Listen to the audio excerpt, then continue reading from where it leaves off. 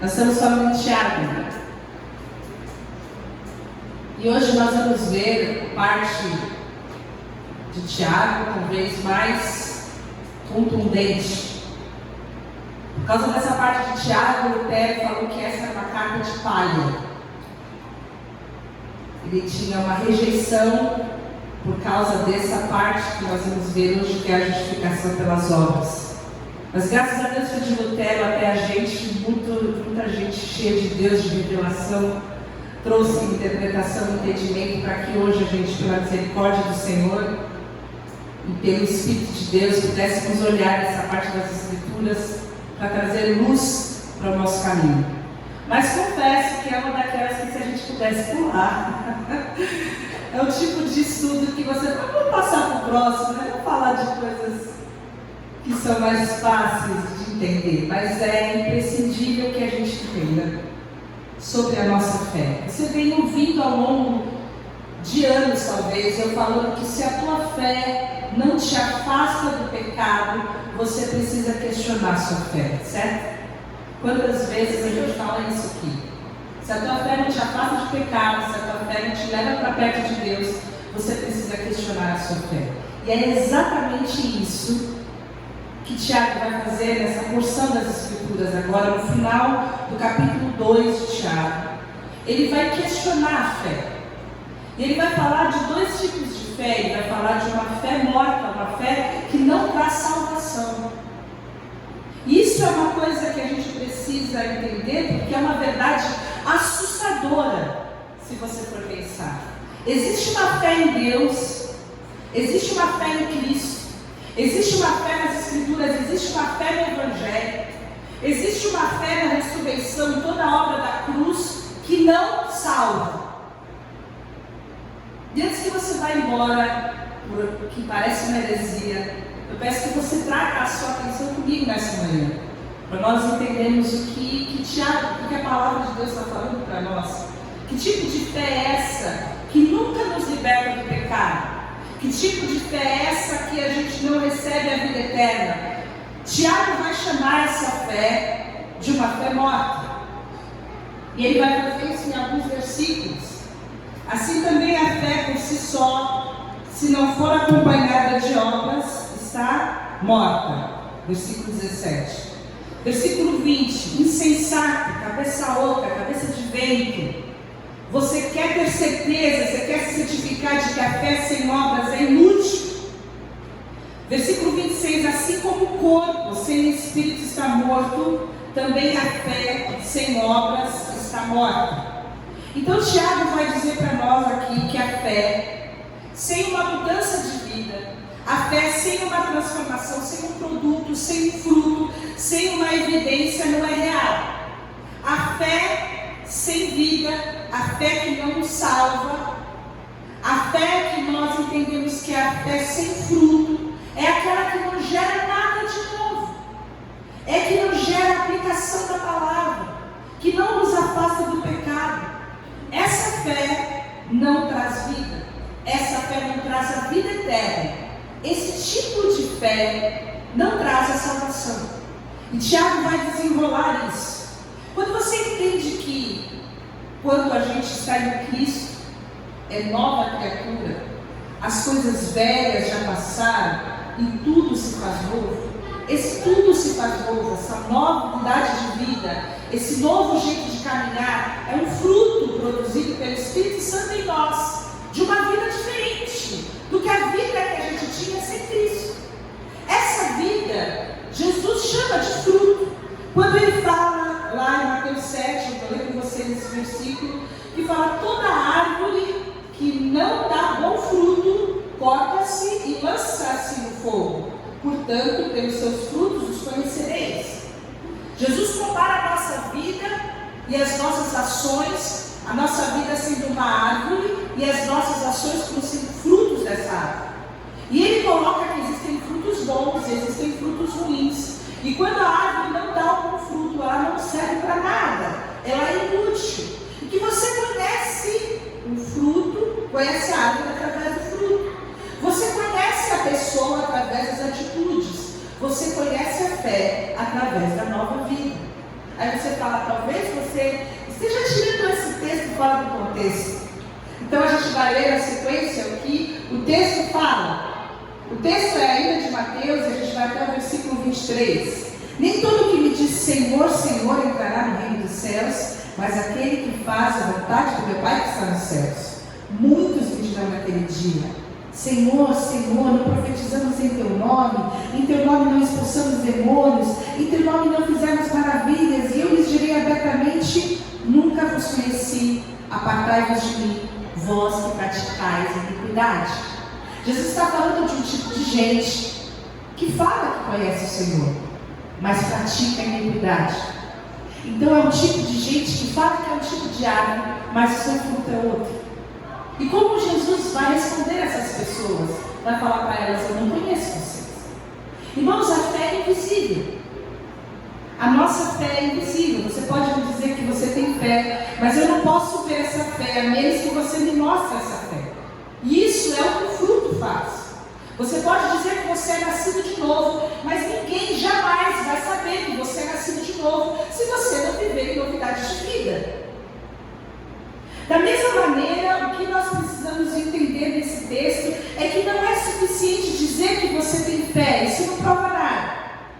A fé é invisível, de uma certa maneira a gente pode comparar ela ao vento, a gente pode comparar à eletricidade, a gente pode comparar até o Wi-Fi que traz as informações para o seu celular. Você não vê, mas você sente diretamente.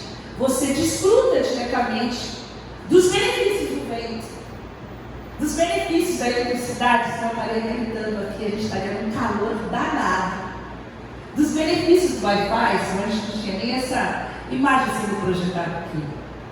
São benefícios de algo que é invisível, mas que, de uma forma palpável, você sabe que existe, porque ela traz um produto, ela oferece para você algum efeito. Da mesma maneira, a fé invisível não é conhecida, ela não é real, sem que ela seja evidente, sem que ela dê fruto, sem que ela tenha um efeito na minha vida, na sociedade onde eu estou inserido, na minha família, no meu trabalho, nos meus negócios, a forma de eu gerir meu dinheiro, no meu passado, no meu futuro. Ter a Cristo muda substancialmente toda a minha vida. E aqui, quando o Tiago está falando de fé, você pode reler depois esse texto e você colocar vida espiritual. Ele está falando da nossa vida espiritual, da vida que a gente tem com Deus, da nossa espiritualidade, do desenvolvimento da nossa espiritualidade. Então, quando ele diz a fé sem obras está morta, ele está dizendo a vida espiritual sem obras, sem fruto, é uma vida morta, não é uma vida real lá. Não existe vida, a menos que você tenha uma vida transformada. E isso é crucial para nós entendermos como igreja. Na verdade, isso devia ser uma grande preocupação não só nossa, da comunidade de Graça e Paz, quanto pastores, mas de todos os pastores da nossa cidade, do nosso país, porque o nosso país, irmãos, tem 87% de cristãos. Você consegue entender isso? Que fé é essa? Eu pergunto. Se cresce o número de divórcios, se cresce o número de abortos, se cresce o número de violência, se cresce o número de estupro. Que fé é essa? Que essas 87 pessoas confessem em Cristo, porque ser um cristão é confessar a fé em Cristo Jesus. Vocês conseguem entender que falar que tem fé, ou ter fé, ou crer, não muda substancialmente nada, a menos que haja vida gerada pelo Espírito Santo de Deus em nós? E é sobre isso que o Tiago está falando aqui. Porque existe uma turma que acha que por participar de alguns cultos e fazer algum tipo de liturgia pode aspirar um lugarzinho no céu, sem nunca jamais experimentar a novidade de vida, a vida que o Espírito Santo tem para nós. E a gente vai ver vários escândalos. A gente veio falando da Flor de Lis, por exemplo, Flor Delis, sei lá o nome que chama. Que você sabe o tamanho do ministério, entre aspas, que essa mulher tinha até ontem. Até ontem. Nós estamos falando de coisas reais, irmãos. Não é relativo o que Tiago está falando para nós aqui. É algo para a gente compreender e a gente questionar a nossa fé e a fé que a gente está envolvido enquanto igreja evangélica, etc. Nós estamos falando de algo que é crucial. E quando a gente chega nesse assunto, há um debate em curso, um debate grande, porque nós temos vindo falando, com base em todas as cartas de Paulo, que a nossa salvação é pela fé, é pela graça. E Tiago está falando assim, olha, a salvação é por obras. E há uma discussão muito grande em torno desse texto. Parece que há, inclusive, uma contradição nesse texto. Mas caminhando pela palavra e através do que o Espírito Santo nos direciona, a gente vai ver que os dois textos, na verdade, se complementam. O que a gente precisa entender, primeiro de tudo, é que Paulo está defendendo uma ideia e Tiago está defendendo outra. Paulo está defendendo uma ideia contra o legalismo.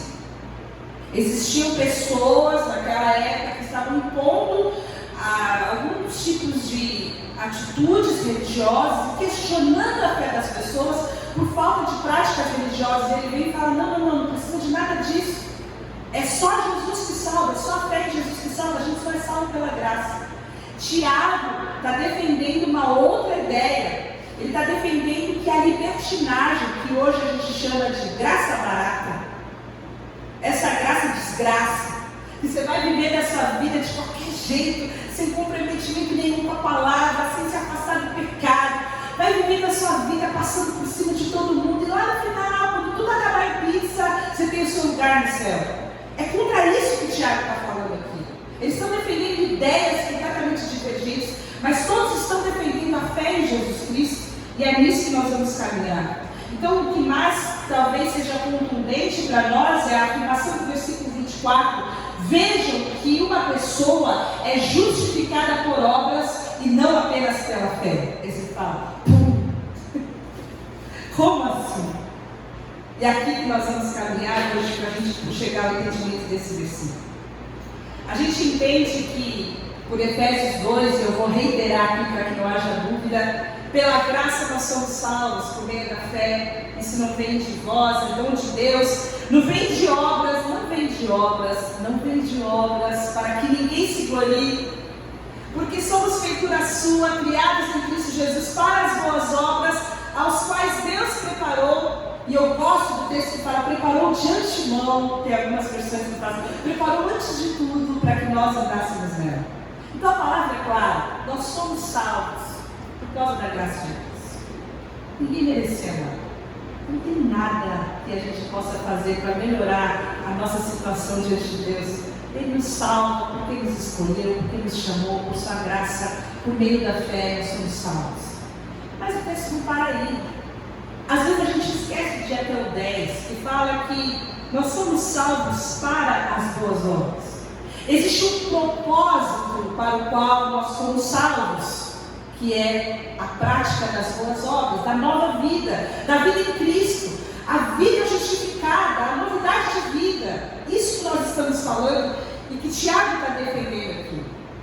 E aí a gente precisa entender que assim como uma árvore precisa produzir frutos, e que se essa árvore não produz fruto, ela é inútil, a nossa vida espiritual sem fruto também é inútil. Você imagina que você tem um cantinho lá no seu quintal e você quer uma laranjeira. E aí você vai no lugar, você compra sementes, você cuida daquela área, você vê crescer, dá 2 anos até que ela chega no tamanho e fala para você, agora ela vai dar laranja. E ela não dá laranja. Ela um pedaço imenso do seu quintal. E a bicha não dá laranja de jeito nenhum, nada faz aquela árvore da laranja. É isso que o texto está dizendo sobre uma vida espiritual que não tem fruto. Presta para nada. Ocupa espaço. No finalzinho você vai ver que é só uma carcaça como de um cadáver. É isso que a vida sem fé e sem prática é. Por isso que Jesus fala que se a gente não der bom fruto, a gente não serve para nada se não ser cortado. Afasta-se de mim, eu não te conheci. Então Tiago dá 3 características para nós sobre uma fé morta. E é bem simples. Com a fé morta, em primeiro lugar, de acordo com os versículos que a gente vai ler, tem uma confissão vazia. Ele fala o seguinte no versículo 14: de que adianta, meus irmãos, alguém dizer que tem fé se não tem obras? fé pode salvar? De que adianta você ter uma fé, você dizer que você tem uma fé? Dizer que tem fé pode te salvar? A resposta aqui é não. Porque a fé morta é uma confissão vazia, é uma fé sem produto, é uma fé que não trouxe mudança nenhuma na sua vida, é uma fé que busca santidade, não busca pureza, não busca humildade, não está aberto para viver com intensidade a palavra de Deus. É uma fé que é parcial, é uma fé que é preconceituosa, como nós vimos semana passada, é uma fé sem compaixão, é uma fé sem amor, é uma fé que não presta para nada, é uma árvore que só presta para ser cortada. Então a primeira coisa que Tiago pergunta aqui é: serve uma fé que é uma confissão vazia? É o que você faça crer em Deus. Inclusive, se você descer aqui, você fizer uma enquete por 10 minutos, 87% das pessoas que passarem por você vai dizer que tem fé em Deus. Mas muitas delas é só uma confissão vazia. Ela tem fé em Deus. E aí, o que isso muda na vida dela? Nada. A segunda coisa que o Tiago fala é que existe um tipo de fé que não tem compaixão. Irmãos, a gente precisa entender que existe algo que muda na nossa vida e muda no caráter de todo o cristão, que é o amor. A nossa marca, a nossa bandeira é o amor. Um cristão que não ama, um cristão que não tem compaixão, um cristão que não se move em direção ao outro, é um cristão sem fruto. Ele tem uma confissão vazia e ele não tem compaixão. E Tiago pergunta assim: se um irmão ou uma irmã estiver necessitando de roupas e de alimento de cada dia, onde vocês disser, vai em paz, aqueça-se, alimente-se até satisfazer-se, sem poder lhe dar nada, de que adianta isso? Que tipo de fé é essa? Que você diz que você tem, você pode fazer o bem e você não faz? Que tipo de fé é essa que você faz? Você está sofrendo, tudo bem, que pena, mas vai confiar aí que um dia as coisas vão se acertar. Você podendo fazer o bem, você não faz. Que tipo de fé é essa? Porque uma alma redimida responderia como Jesus. Porque a redenção traz a vida de Deus na nossa vida, na nossa alma. O mundo precisa de Deus, mas o mundo só vai enxergar Deus através de mim e de você. O mundo nunca precisou tanto de amor, mas o amor só vai ser revelado através de mim e de você. Do que adianta 87% de um país que profeta a fé em Jesus não ter amor? Que revolução nós teríamos na nossa sociedade, na nossa cidade, nas pequenas comunidades do nosso país, se nós amássemos verdadeiramente? O que adianta uma fé que é uma fé morta? Quando Deus nos regenera, irmãos, Ele regenera a imagem de Deus em nós perdida no ego. E uma das características de Deus é amor. Então, conforme essa imagem for sendo regenerada, nós vamos nos tornando pessoas que amam uns aos outros e cumprimos o primeiro e o segundo mandamento: amar a Deus e amar ao próximo. Mas a palavra fala que nos últimos dias nós seríamos amantes de nós mesmos. Vocês entendem? O que adianta uma fé onde eu sou amante de mim mesma e não consigo amar o outro? Onde eu deixo de partilhar porque a farinha é pouca e o meu pirão é primeiro? É sobre isso, de uma forma bem prática, que Tiago está falando aqui. E nós entendemos que o mundo só vai crer quando nós amarmos, quando nós formos um, quando nós tivermos unidade. Isso está escrito aqui em João 17, 21.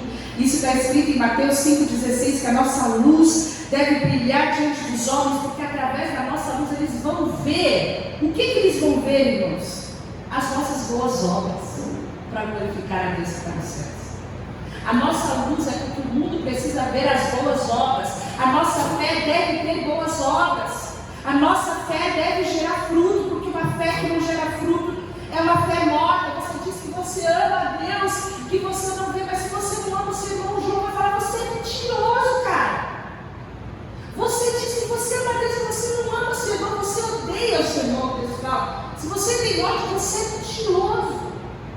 Porque a fé prática, a fé gera fruto. E por último, Tiago vai falar que a fé, ela não pode ser uma confissão superficial, que é isso que muitas pessoas fazem, vazia e superficial. E ele pergunta: você crê que existe um só Deus?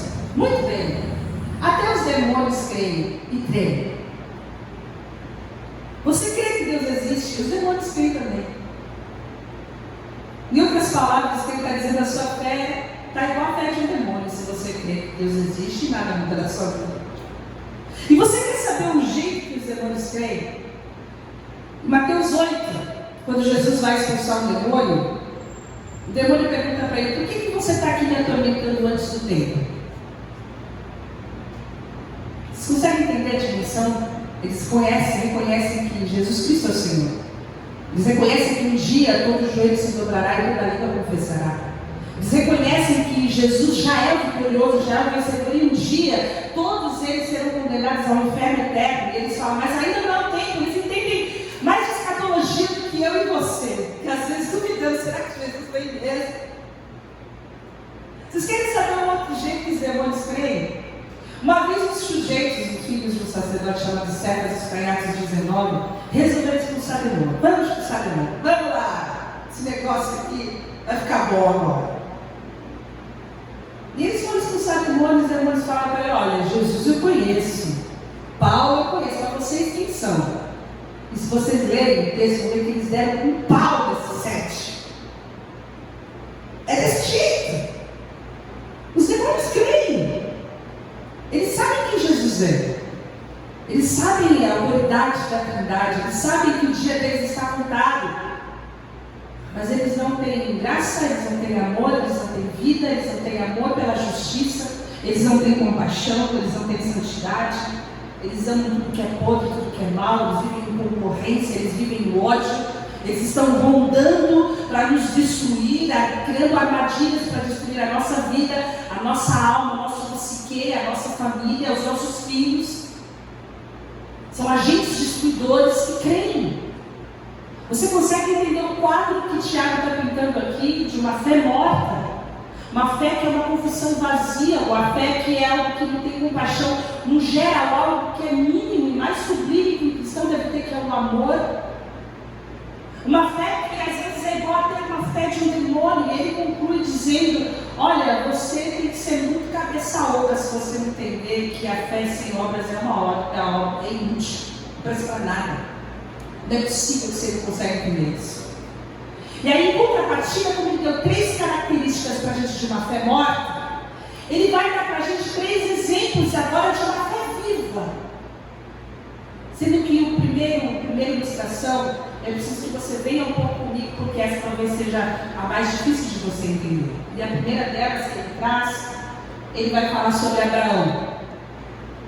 Ele vai falar sobre uma vida de um sujeito que nós conhecemos como pai da fé. Ele já traz lá Abraão. Vamos conversar. Traz Abraão aqui, coloca Abraão na mesa, a gente vai falar sobre esse negócio de fé por obras, fé pela graça, salvo pela fé.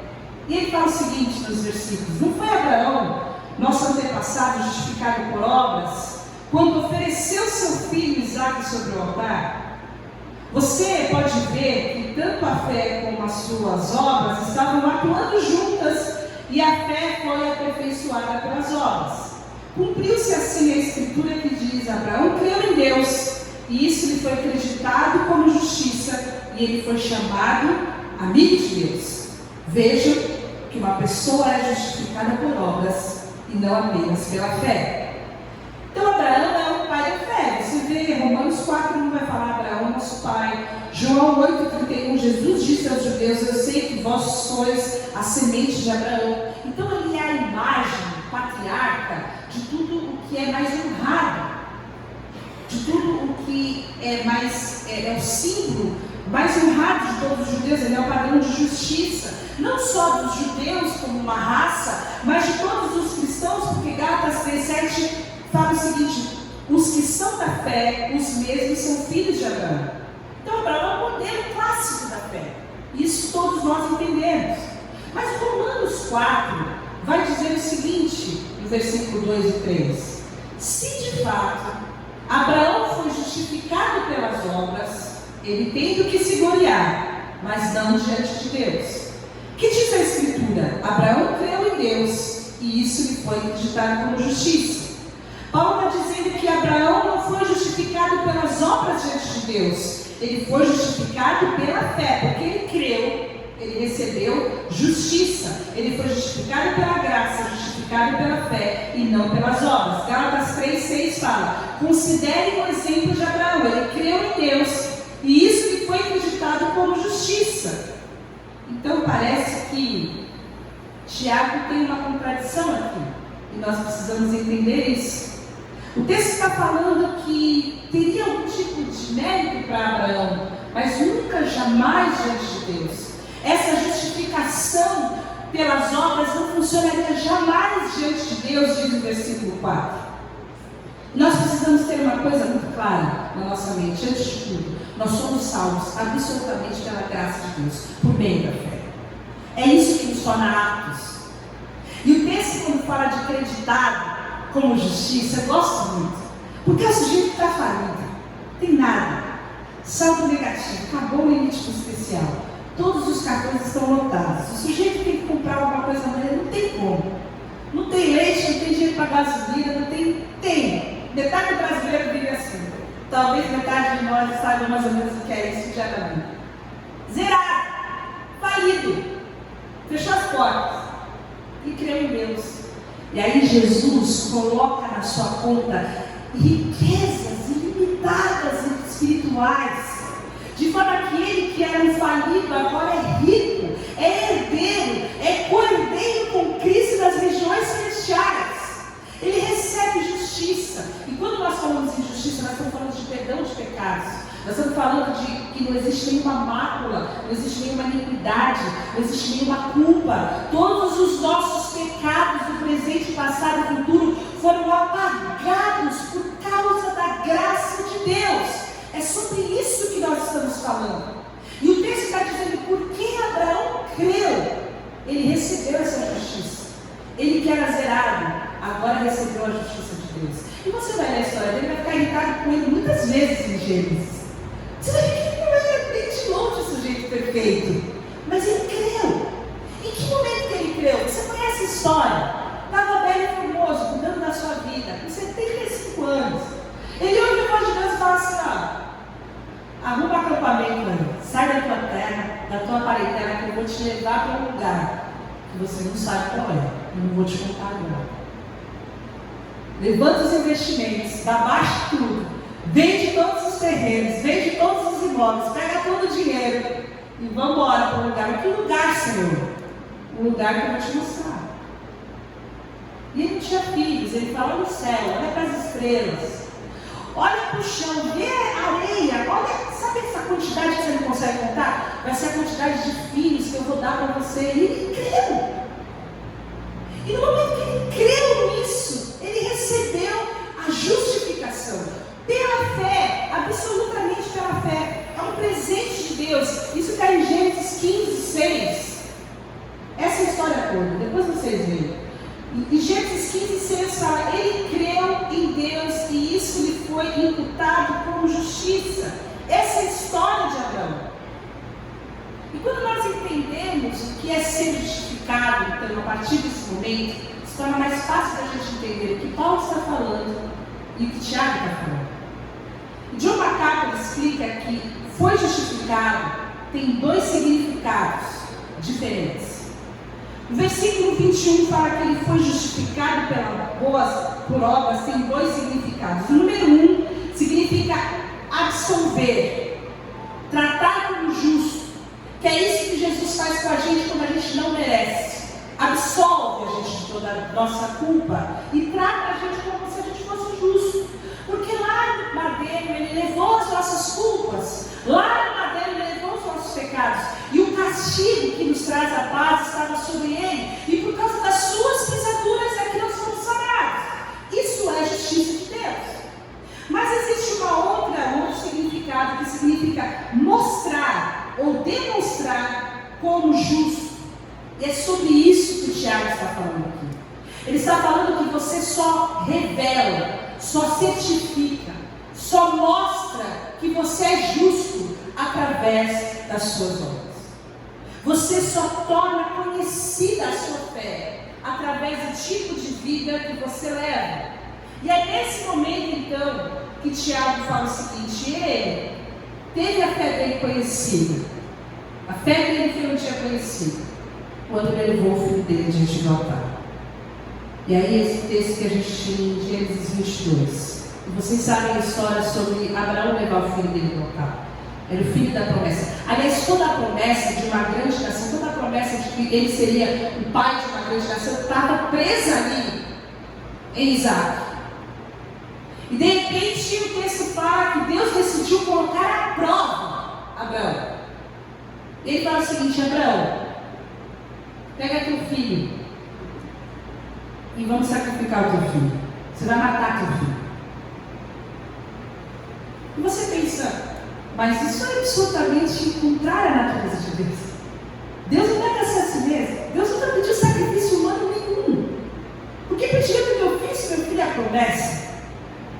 Mas você não vê Abraão subindo no monte para discutir com Deus. Não tem esse versículo. Porque ele é um cara de fé. E ele não questiona. Ele só fala: Isaac, vamos embora. E eu acho lindo nesse versículo que fala o seguinte: ele fala para os seus servos, quando eles sobem para cortar lenha, com o holocausto, ele fala para os seus servos assim: fiquem aqui com o jumento enquanto eu e o rapaz vamos até lá, e depois de adorarmos voltaremos. Ele está indo para sacrificar o filho dele, mas ele fala para os servos: olha, a gente vai, mas a gente já volta, segura o jumento aí que a gente já volta. Vocês sabem a história. Ele já tinha em torno de 36 anos de idade, eu acredito que teria sido fácil persuadir Isaac. E eu acho que devia valer aqui a fé de Isaac também nesse texto, porque o sujeito de 36 anos, por menor que ele fosse, se deixava andar por um velhinho para ficar amarrado no holocausto. Era um sujeito de fé, gente. E ele está amarrado ali, quando ele levanta a mão, ele ouve que diz: Abraão, Abraão.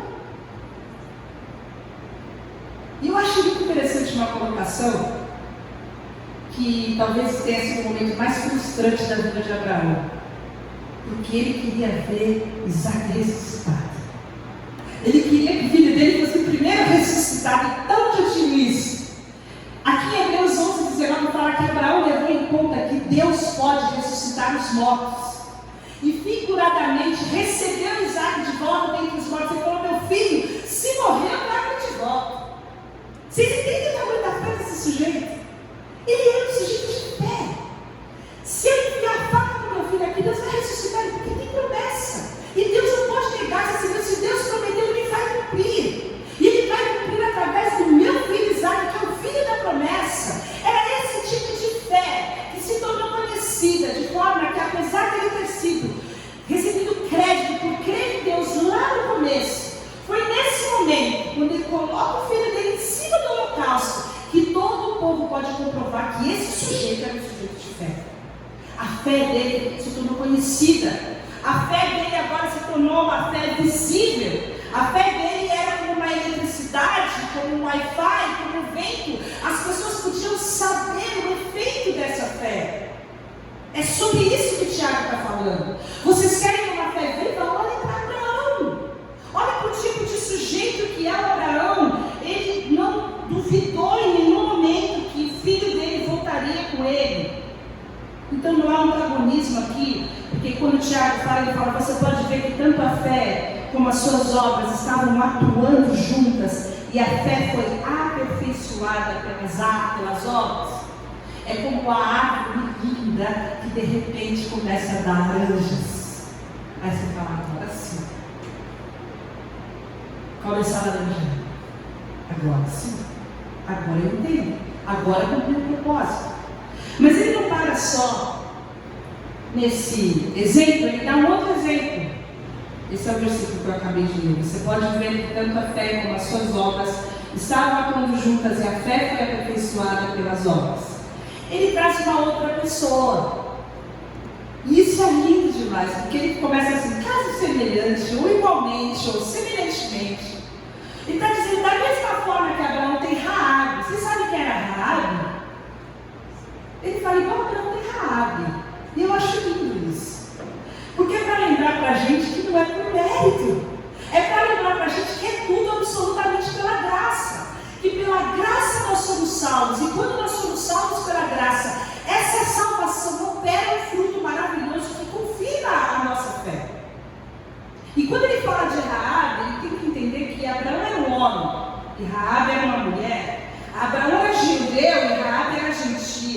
Abraão era bom, Raabe era uma pessoa de uma reputação extremamente duvidosa. E quando ele era honrado, ela era a escória, você estava no topo, ela era a escória da sociedade. Para quem não sabe quem era Raabe, uma pagã que era cananeia, depravada, ela era uma prostituta, dona de um bordel. E ela servia na pousada dela homens que vinham dormir com mulheres. Era esse o serviço dela. O lugar que ela tinha era especialmente e especificamente para isso. E um dia, Josué 2 conta essa história. Os espias chegam porque eles foram enviados para poder conhecer a terra, para poder conhecer Jericó, e tem toda aquela história que vocês já sabem, que vocês não sabem, vocês deveriam saber. E eles chegam lá, e essa mulher, quando ouve falar que eles são homens vindos do povo de Deus, ela fala o seguinte, eu vou ler aqui.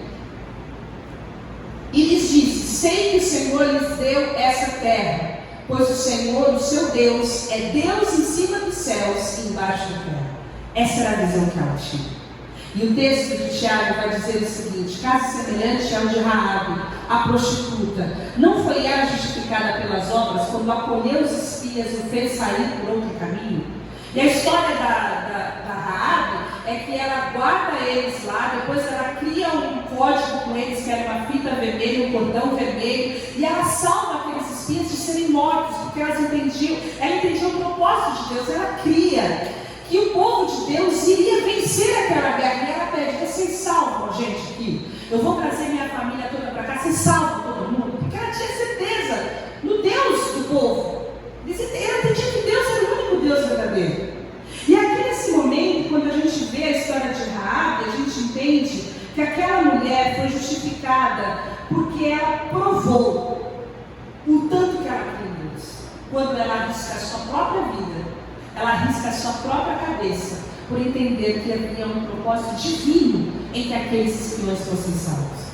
A história que você vai ler depois, em Josué 2, prova que esses mensageiros só foram salvos por causa da intervenção de Raabe. Então, quando ela teve a única oportunidade da vida dela de mostrar o quanto ela cria em Deus, ela fez, arriscando a sua própria cabeça. E quando a gente vê essas duas histórias, a gente precisa parar só um minuto para pensar: que tipo de obra é essa que comprova e certifica a minha salvação? Que tipo de fruto é esse, então, que vai provar o meu comprometimento com Deus e com a palavra? Será que é vir à igreja todos os domingos? Será que é fazer os devocionais todos que eu preciso fazer? Tem aquela lista lá do Glorify. Será que é fazer bem, então, e aí eu posso ajudar as pessoas que passam pelo caminho? O que eu posso fazer? Talvez você se questione nesse momento. Então, ok, entendi. Abraão, Raabe, fé morta, confissão vazia, falta de compaixão. Eu entendo, mas o que eu posso fazer, então, para que a minha fé seja uma fé que as pessoas possam ver? E a gente vai para o que Jesus falou. Jesus falou o seguinte: se alguém quiser acompanhar-me, se alguém quiser me seguir, se alguém quiser vir após mim, precisa negar a si mesmo, tomar a sua cruz e me seguir. O que aqueles dois fizeram, que são exemplificados por Tiago aqui, eles estavam dispostos a abrir mão de tudo. Eles arriscaram tudo por amor a Jesus. E seguir a Jesus é esse o nível. Se você quiser seguir a Jesus, ele tem que ser o seu maior amor. Não existe nada na sua vida que você não pode entregar. Nada. E esse é o exemplo de Isaac. Nada. Nem o seu negócio. Não tem nada que você não possa colocar na mesa, disposto, disponível na mão de Deus, se você deseja seguir. Seguir a Jesus, irmãos, é tudo ou nada. Não é uma prática litúrgica religiosa de meia dúzia de coisas. Faça isso, não faça aquilo, uma lista. Não é nada sobre isso. É sobre uma alma intensamente comprometida com a palavra de Deus. É sobre você colocar os seus sonhos, as suas esperanças, a sua confiança totalmente nele. A sua esperança está nele. Quando você consegue viver uma vida nessa dimensão, você está vivendo pela fé. E a palavra fala: os justos vivem pela fé. Mas a última continuidade desse texto, que eu nem trouxe para não alongar, fala que se você retroceder, a minha alma não tem prazer em você. Existe um tipo de fé que faz com que as pessoas retrocedam.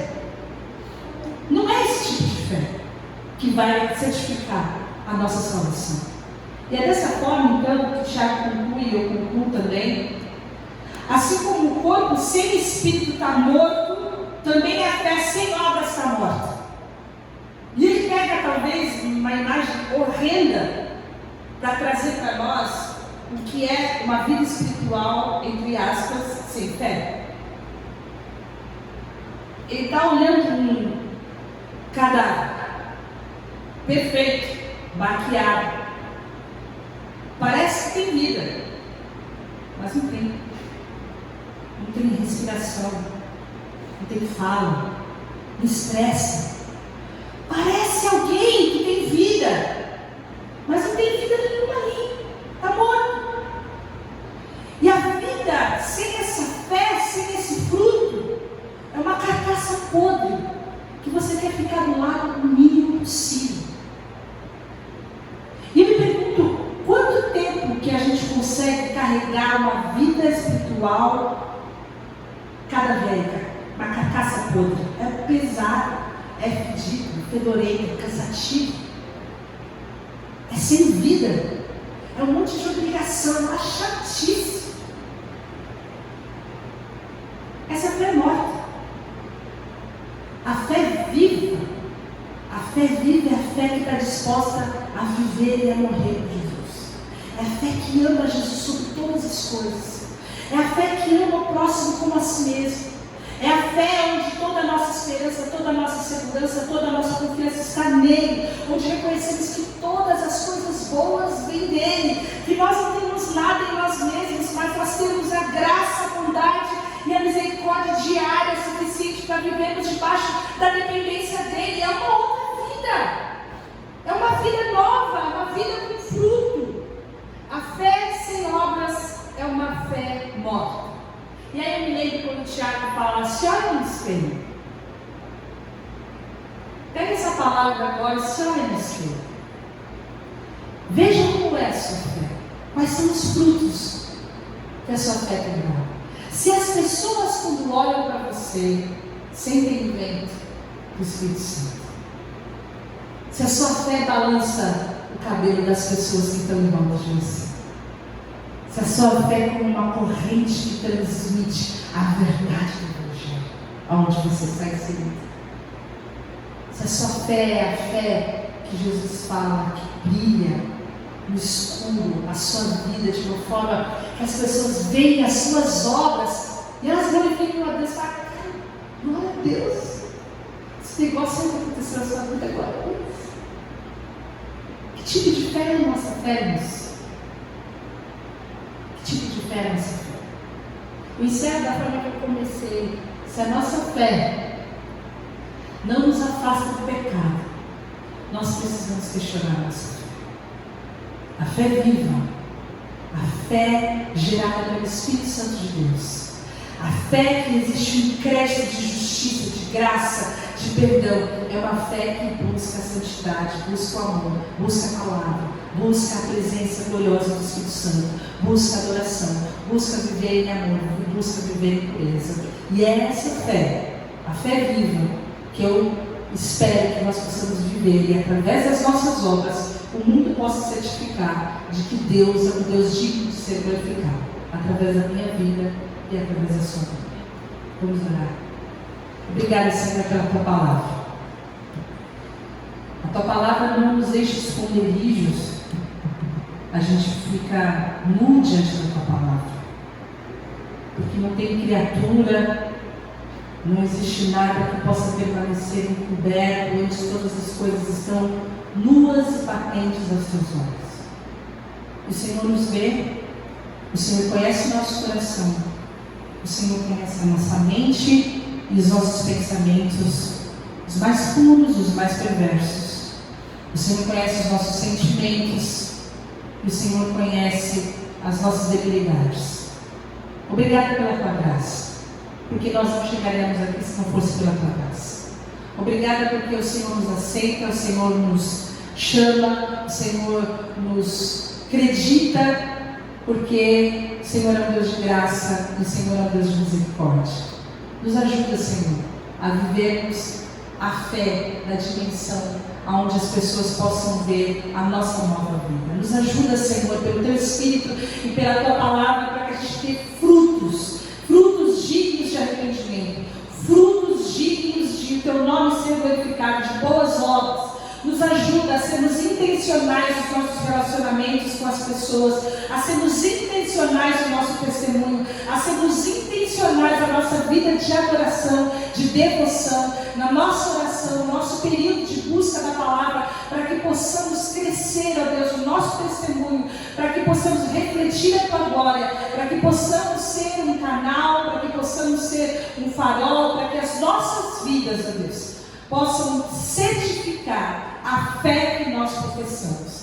Esse é o meu pedido, Deus, que o Senhor, através do Teu Espírito, traga arrependimento no nosso coração, através do Teu Espírito, o Senhor traga conserto nas nossas vidas, no nosso caminhar, na nossa forma de pensar, para que possamos expressar a Tua glória, sermos semelhantes a Jesus. É o meu pedido em nome de Jesus. Amém.